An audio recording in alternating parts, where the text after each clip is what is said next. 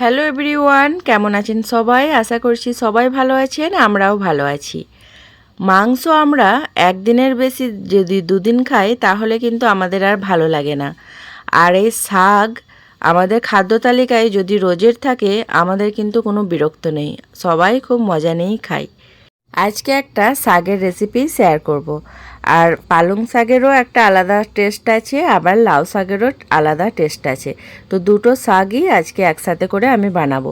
প্রথমেই আমি পালং শাকটা কেটে ভালো করে ধুয়ে নেব। আর শাক যে কোনো শাকই ভালো করে ধুতে হবে, কেননা শাকে অনেক মাটি লেগে থাকে। এই যে লাউ শাকটাও আমি ভালো করে বেছে ধুয়ে রেখেছি। এদিকে বেগুন আর আলু টুকরো টুকরো করে কেটে রেখেছি। আমি এখানে একটা বেগুন হাফ করে নিয়েছি, হাফ বেগুন দিয়েছি আর এক পিস আলু দিয়েছি। আলুটা ছিল মিডিয়াম সাইজ। আর এখানে পালং শাকটাও ধুয়ে সব রেডি আছে। এবার কড়াই বসিয়ে দিয়েছি। কড়াইয়ে সামান্য সর্ষের তেল দিয়ে আমি এই বিউলির ডালের বড়িটা ভেজে নেব ভালো করে। বড়িটা ভাজা হয়ে গেছে, তুলে রেখেছি। এবার ওই কড়াইতেই আর একটু সর্ষের তেল অ্যাড করব।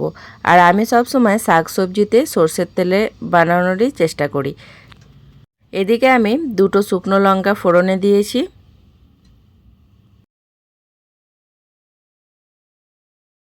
লঙ্কাটা হয়েই এসেছে, এবার দিয়ে দিলাম কালো জিরে। তো তারপর আমি এখানে কেটে রাখা আলু আর বেগুনটা দিয়ে দিয়েছি।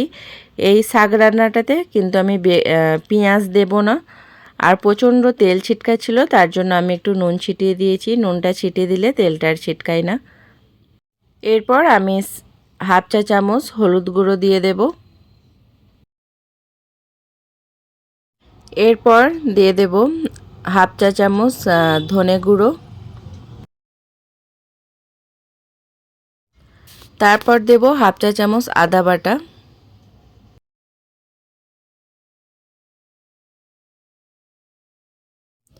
এরপর দেব হাফ চা চামচ লঙ্কার গুঁড়ো। এরপর মশলাটা কষানোর জন্য সামান্য একটু জল দেবো। জলটা দিয়ে ভালোভাবে আর একটু কষিয়ে নেব। জলটা দিয়ে কষাবো। আর যে চিংড়ি মাছটা আমি আগে থাকতে ভেজে রেখেছিলাম সেটাও দিয়ে দেব। চিংড়ি মাছটাই কষানোর সময় দিলে বেশ ভালো হয়।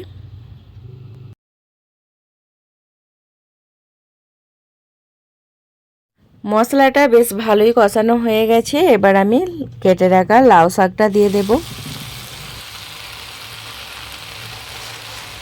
তো লাউ শাকটা দিয়ে ভালো করে নাড়িয়ে একটু মাখিয়ে নিতে হবে, যাতে শাকটাও কমে যাবে। তারপরে ওই পালং শাকটাও দিতে পারবো। আর পালং শাকটা তো সেদ্ধ হতে বেশি সময় লাগে না, তাই পালং শাকটা একটু পরেই দেবো। আগে লাউ শাকটা ভালো করে আমি মাখিয়ে নিই।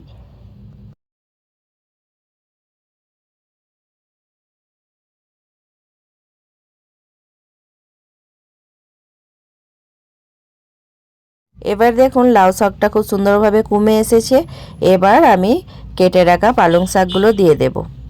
আর পালং শাকটা দেওয়ার পর পুরো কড়াইটা ভরে গেছিলো। যতটা সম্ভব হয় একটু ভালো করে নাড়ার চেষ্টা করব। তারপর ঢাকা দিয়ে দেব। ঢাকা দিলে জলটা ছেড়ে যাবে আর শাকটাও একটু কমে যাবে। জলটা বেরোনোর জন্য আমি এবার ঢাকাটা দিয়ে দেব। তো ঢাকনাটা খুলে দেখলাম অনেকটাই জল ছেড়ে দিয়েছে আর শাকটা অনেকটাই কমে গেছে। আমি কষানোর সময় বেশি লবণ দিইনি, তাই এখন আর একটু লবণ দিয়ে দেব। একটু লাস্টের দিকে লবণটা দিলে কি হয়, শাকের কালারটা সবুজ সবুজই থাকে, কালারটা যায় না। না হলে একটু কালচে টাইপের কালার চলে আসে, দেখতে ভালো লাগে না। তো এরপর আমি দিয়ে দেব সেই ভেজে রাখা বড়িটা। বড়িটাও সেদ্ধ হতে একটু টাইম লাগে। শাক কিন্তু আমি ঢাকা দিয়ে হতে দিই না, ঢাকা দিলে যেন শাকের কালারটা চলে যায়। তার জন্য ঢাকনা খুলেই এই হাই স্পিডেই নাড়াচাড়া করতে হবে। তো এবার আমি এই পজিশনে দিয়ে দেব সেই শুকনো খোলায় একটু জিরে গুঁড়িয়ে রেখেছিলাম, সেটাই আমি দিয়ে দিলাম। আর লাস্টের দিকে জিরেটা দিলে টেস্টটা আরও ভালো হয়, শাকের টেস্টটা দ্বিগুণ হয়ে যায়। এটা ভালো করে এবার আমি মাখিয়ে নেব। তো সামান্য একটু জল দিয়ে দিলাম। সামান্য একটু জল দিলে ওই ডাঁটাটা আলুটা একটু সেদ্ধ হবে। আর সাইড থেকেও জল একটু বার হয়েছিল, তাই বেশি দিইনি, অল্প দিয়েছি। আর গ্যাসের ফ্লেম সবসময় হাই রাখতে হবে, আর ঢাকা দেব না। গ্যাসের ফ্লেম হাই রেখে এই জলটা শুকিয়ে এলেই শাক আলু সব কিছু সেদ্ধ হয়ে যাবে আর ভালোভাবে হয়ে যাবে। এই যে কত সুন্দর সব সেদ্ধ হয়ে গেছে। জলটা একটু শুকিয়ে এলেই এবার আমি গ্যাসের ফ্লেমটা অফ করে দেব। তো পুরোপুরি রেডি হয়ে গেছে, এবার আমি সার্ভ করে দেখাচ্ছি। এই যে শাকের রেসিপিটা পুরোপুরি রেডি হয়ে গেছে, আর দেখুন কতটা লোভনীয় হয়েছে দেখতে, একেবারে গরম গরম ধোয়া ওঠা। আর এইভাবে করে আপনারাও বানিয়ে ফেলবেন। এই লাউ শাক আর পালং শাক একসাথে করে বানালে কিন্তু খুবই ভালো লাগে খেতে। আর তার সাথে যদি একটু বড়ি পড়ে, বিউলির ডালের বড়ি আর চিংড়ি মাছ, তাহলে তার কোনো কথাই হবে না। আমাদের দুপুরে খাবার তালিকায় এই রকম যদি একটা শাকের রেসিপি থাকে তাহলে তো কোনো কথাই হবে না। আর কোনো কিছু তরকারি আমরা কিন্তু দেখি আন্দাজ লাগিয়ে নিতে পারি যে কতটা টেস্ট হবে। কোনো কিছু তরকারি দেখেই বোঝা যায় যে খেতে কতটা টেস্ট হবে।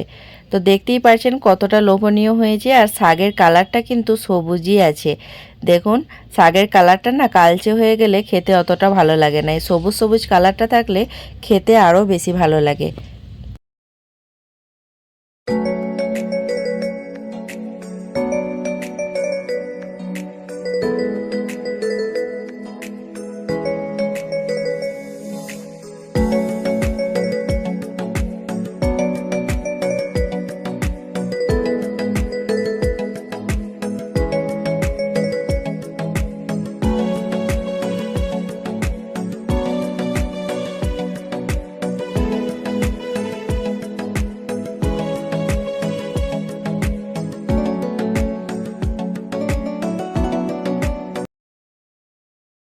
আপনারাও একবার এই লাউ শাক আর পালং শাক একসাথে করে এই আমি যেইভাবে বানিয়েছি এইভাবে একবার বানিয়ে দেখবেন, খুবই ভালো লাগে খেতে। আর এই রেসিপিটা কেমন হয়েছে আমাকে কমেন্টে জানাতে ভুলবেন না। কমেন্টে জানাবেন কেমন হয়েছে। সবাই ভালো থাকবেন, সুস্থ থাকবেন, আনন্দের সাথে থাকবেন। আবার দেখা হবে একটা নতুন ভিডিওর সাথে। ততক্ষণের জন্য সকলকে বাই। সবাই ভালো থাকবেন।